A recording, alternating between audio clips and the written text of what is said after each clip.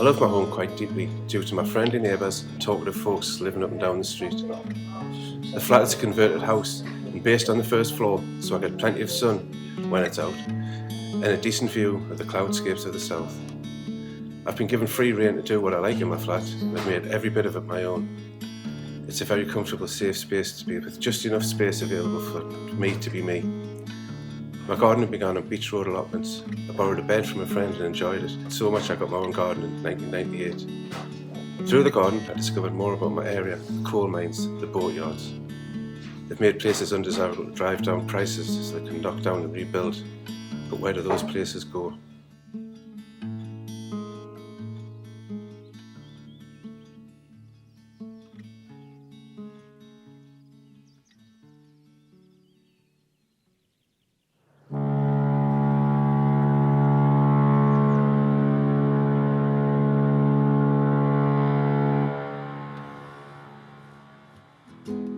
When I was a little girl, I would wake each morning, apart from the weekends, to the dragon's roar.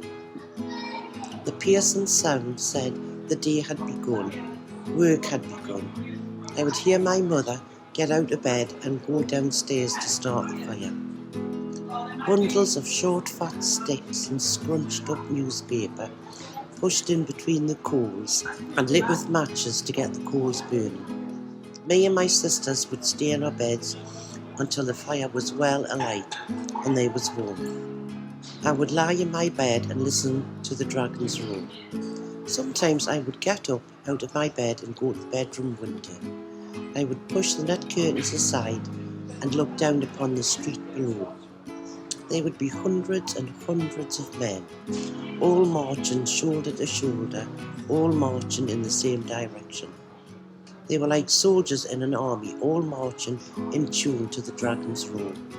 Their caps would be pulled down tight upon their heads, and cigarette smoke would swirl upwards. There were so many men. They would cover the pavement and even the road in my street. Nothing could break their stride. Marching towards the factories, the docks, the shipyards. If I looked towards the river, I could see the dragons' heads. Great beasts of steel and iron that rose high into the sky, no breath of fire or wings to fly. They were great giant beasts of burden, who heaved, moved, lifted. They were the dragons who lived on the river, and everyone lived by their role. But where are the mighty dragons now? Well, the dragons are no more. They are long gone. The factories, the docks, the shipyards, the marching men and Whiskey the mad dog, all gone. What use of dragons when ships are not building? Poor beasts knew and expected their fate. They were dismantled piece by piece. Those great giant beasts of steel and iron were passive and obedient to their defeat. No final anguished roar, just death and silence. If you walk along the banks of the River Tyne now, well, it's quite pretty, a nice pleasant walk. There are fancy pubs and restaurants that I cannot afford, apartments that cost a fortune for a view of the river. The river is quiet, there are no dragons roar. I miss those dragons, those mighty beasts of steel and iron. I miss their roar. If it were not for memory, it's as if those mighty beasts had never been. My childhood dragons are long, long gone. Poor beasts, they are no more.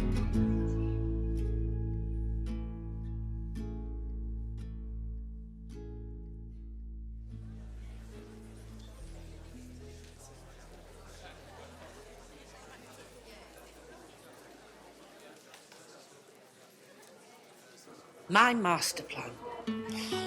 Ricky D's Park would be in my master plan. It's a place where people can meet in the open air and celebrate Wallsend.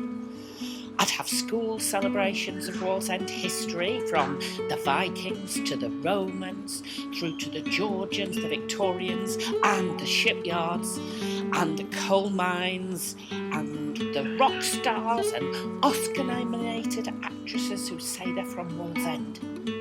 There would be an open-air community theatre pieces and singing and processing and stargazing. The Bud.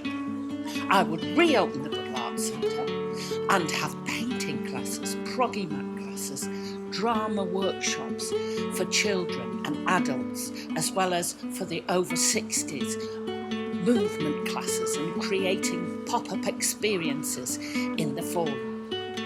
I'd also restart Sure Start there. The Library and Customer Services Centre will have children's story time every day with local story writers like Anne Cleves, encouraging children to read more and write more. School children could also perform there and read their own stuff. The forum could be a place for buskers and school children and mad old people dancing.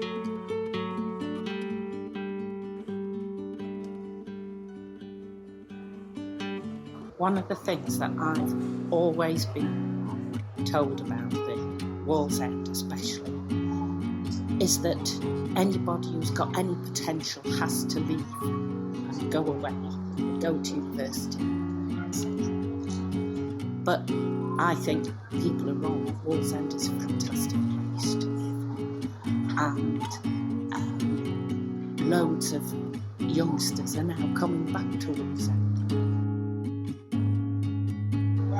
It's full of wonderful people and tremendous characters, and I think Wallsend should be developed to suit and to fit these wonderful people.